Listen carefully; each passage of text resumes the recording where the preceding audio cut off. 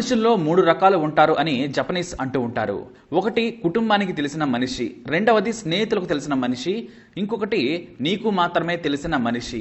అంటే నీ మనస్సులో వచ్చే ఆలోచనలు నీ మనస్సుకు మాత్రమే అర్థమయ్యే క్రూరమైన నీచమైన సైకో ఆలోచనలు, ఇక మంచివైనా సరే వాటిని మనం బయట పెట్టుకోం. ఎంత మంచి వ్యక్తికైనా వ్యక్తిగత ఆలోచనలు వ్యక్తిగత బయటకు చెప్పుకొనివి మనస్సులోనే ఉంటాయి. వాటిని ఎవ్వరికీ చెప్పరంటారు జపనీయులు.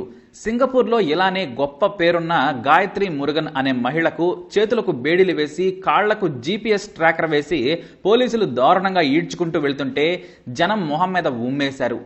ఇక వెనకాలే ఆమె తల్లి భర్త పిల్లల మీద కూడా జనం తూ అని ఉమ్మేశారంటే వారు ఏం చేశారో ఒక్కసారి ఊహించుకోండి. ఎందుకంటే వాళ్ళు చేసిన పని క్రూర మృగం కూడా చేయదు. వేటాడే జంతువైనా ఒకేసారి చంపితింటుంది. కానీ ఈ గాయత్రి అంతకు మించిన ప్రత్యేకమైన జీవి. మనుషుల లెక్కల్లో ఆమెను వేయడం దండగా. ఇంత నీచంగా ఎందుకు పేరు తెచ్చుకుందో అంటే ఈ స్టోరీ చూడండి. మయన్మార్లోని ఒక కుగ్రామానికి చెందిన 24 ఏళ్ల పియాంగ్ ఎంగడాన్ అనే ఒక మహిళ పని కోసం సింగపూర్ వచ్చింది. తన గ్రామంలోని వారి సాయంతో కాస్తైనా సంపాదించి తన కొడుకు, 2 చెల్లెళ్లు, తన తమ్ముడిని పోషించుకోవాలి అనుకుంది. అయితే గ్రామంలో అంత సంపాదన కష్టం కాబట్టి తమ గ్రామం వదిలి ధైర్యం చేసి సింగపూర్కు చేరుకుంది. గ్రామంలో ఎంత చేసినా తినడానికే సరిపోతుంది. తన కొడుకును, చెల్లెళ్లను చదివించాలనేది ఆమె తపన.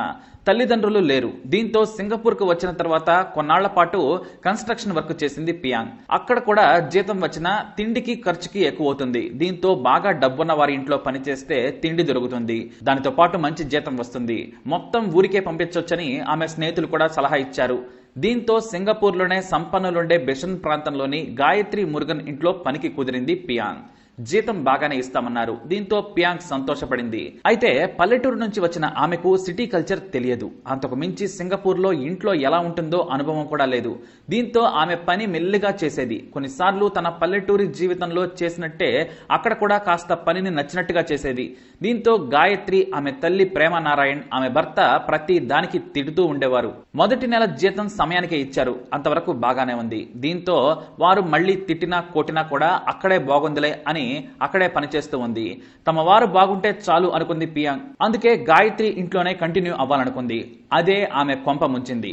ప్రతి పని విషయంలోనూ కొట్టడం మొదలుపెట్టింది గాయత్రి. ఆమెకు ఇచ్చిన గదిలో రాత్రి సమయంలో కిచెన్ లో గొలుసులు వేసి కట్టేయటం మొదలుపెట్టారు. బట్టల మీద మరకలు పడితే గట్టిగా కొట్టేవారు. దీంతో ఇంట్లో నుంచి పారిపోవాలనుకుంది. కానీ ఆమెను ఇంట్లో నుంచి పారిపోకుండా ఆటోమేటిక్ లాక్ వేసేశారు. దీంతో కోడ్ తెలిస్తే తప్ప అది ఓపెన్ కాదు. ప్రతిరోజు తీవ్రంగా హింసించేవారు. మిగిలితే తినాలి, లేదంటే లేదని భయపెట్టి ఇంట్లో ఘోరమైన పనులు చేయించారు. బాత్రూంకి వెళితే ఎక్కువసేపు ఉంటుందని డోర్లు తెరిచి కూర్చోమనేవారు. ఒక రోజున ఐరన్ చేస్తుంటే కోపంతో ఊగిపోయిన గాయత్రి అదే ఐరన్ బాక్స్ ను నుదిటి మీద పెట్టి కాల్చింది. ఇది గాయత్రి వర్షన్ అయితే ఇక ఆమె తల్లి వేడివేడి సాంబార్ వంటి మీద పోసింది. ఇక చివరి 6 నెలలైతే నరకం చూసేసింది. కిచెన్ లో గొలుసులతో కట్టివేసి చిన్న చిన్న పనులు చేయించుకున్నారు. కానీ సరైన తిండి లేక నీరసంగా మారిపోయింది. కేవలం 24 కేజీల బరువు తగ్గిపోయింది. ఇక ఆమెను కొట్టేవారు వీరు మాత్రమే కాదు, పక్కింటి బంధువులు కూడా. వారి పిల్లలు కూడా జాయిన్ అయ్యారు. అసలు ఎందుకు ఇంట్లో ఉంచుకొని కొడుతున్నారో ఎవ్వరికీ తెలియదు. గాయత్రి దేవికి అయితే పూనకం వచ్చినట్లు ప్రతిరోజు కుక్కను చావవాదినట్లు బాధేది. కాళ్ల మీద పడ్డా కూడా వదిలిపెట్టలేదు. మీ మీద కేసు లాంటివి ఏమి పెట్టను, టికెట్ ఇచ్చి నన్ను పంపించేయండి అని కాళ్ల వేళ్ల పడ్డా కూడా గాయత్రి కనికరించలేదు. చివరకు కిచెన్ ను ఆనుకొని ఉన్న ఆమె గదిలో గొలుసులతో కట్టేశారు. పాపం ఏ క్షణాన సింగపూర్ వచ్చిందో కానీ నరకం చూసింది పియాంగ్. ఇలా దాదాపుగా కొన్ని రోజులు దాటేసింది. అయితే ఓ రోజు కట్టేసిన గొలుసులకే వేలాడుతూ కనిపించింది. అంటే కిటికీకి కూడా వేలాడుతూ కనిపించింది ఆమె. ఏదో తేడాగా ఉందని మెల్లగా ఆమెను కిందకు దించారు. ఆమె గదిని నీటిగా శుభ్రం చేసి బెడ్ ని నీటిగా మార్చి సర్ది డాక్టర్ కి ఫోన్ చేశారు. తమ ఇంట్లో పని మనిషికి అనారోగ్యంగా ఉందని చెప్పి డాక్టర్ ను పిలిపించారు. గాయత్రి ఇంటికి చేరుకున్న డాక్టర్ ఆమెను చూడగానే షాక్ అయ్యాడు. వయసు ఎంత అని అడిగాడు. 24 ఏళ్లు అన్నారు. కానీ ఆమె వయసు 12 ఏళ్ల అమ్మాయి కంటే దారుణంగా ఉంది. 3 నెలల్లో 24 కేజీలు తగ్గింది. ఒంటిపై ఈ దెబ్బలు ఏంటని నిలదీశాడు డాక్టర్. ఆమెకు మూర్ఛ ఉంది, అప్పుడప్పుడు కింద పడిపోతుంటుంది, లేస్తుంటుంది అని చెప్పారు. దెబ్బలు ఇలా తగిలాయి అలా తగిలాయని స్టోరీలు చెప్పుకుంటూ వచ్చారు. కానీ డాక్టర్ ఏమీ అనలేదు. ఆమెను చిత్రహింసలకు గురి చేశారు అని శరీరం చూడగానే అర్థం చేసేసుకున్నాడు. వెంటనే పోలీసులకు ఫోన్ చేయండి, వాళ్ళు వచ్చిన తర్వాత నేను ట్రీట్మెంట్ స్టార్ట్ చేస్తాను అన్నాడు డాక్టర్. ఎందుకు మామూలు ట్రీట్మెంట్ చేయండి, ఆసుపత్రిలో జాయిన్ చేస్తామని గాయత్రీదేవి తనకు వచ్చిన పోష్ ఇంగ్లీష్ లో సమాధానం ఇచ్చింది. ఇలాంటి వారికి నేను ట్రీట్మెంట్ చేస్తే జైలుకి వెడతాను, పోలీసులు రావాల్సిందేనని తానే స్వయంగా ఫోన్ చేసి పోలీసులను పిలిపించాడు ఆ డాక్టర్. డాక్టర్ చాలా తెలివిగా వ్యవహరించాడు. అందువల్లే గాయత్రీదేవి వారి కుటుంబ సభ్యులు ఎంత రాక్షసులో బయట ప్రపంచానికి తెలిసింది.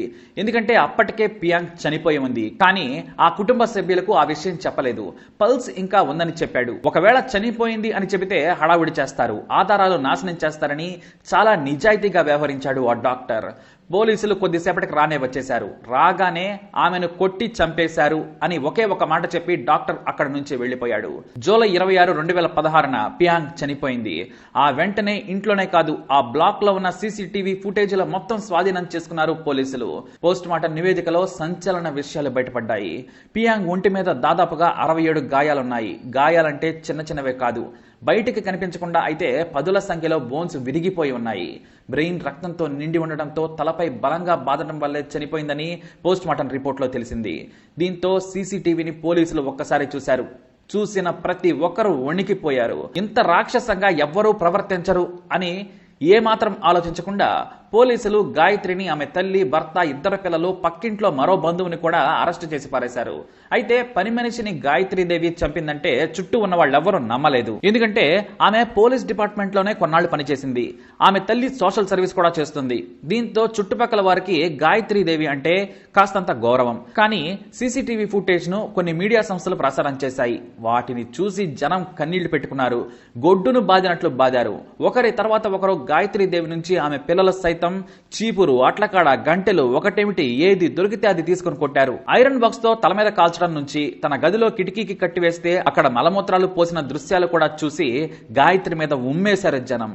సింగపూర్ లో ఈ కేసు సంచలనంగా మారింది. ఎంతలా అంటే ప్రభుత్వమే ఇళ్లలో పనిచేసే వారికి భద్రతా చట్టం తీసుకొచ్చేంతగా.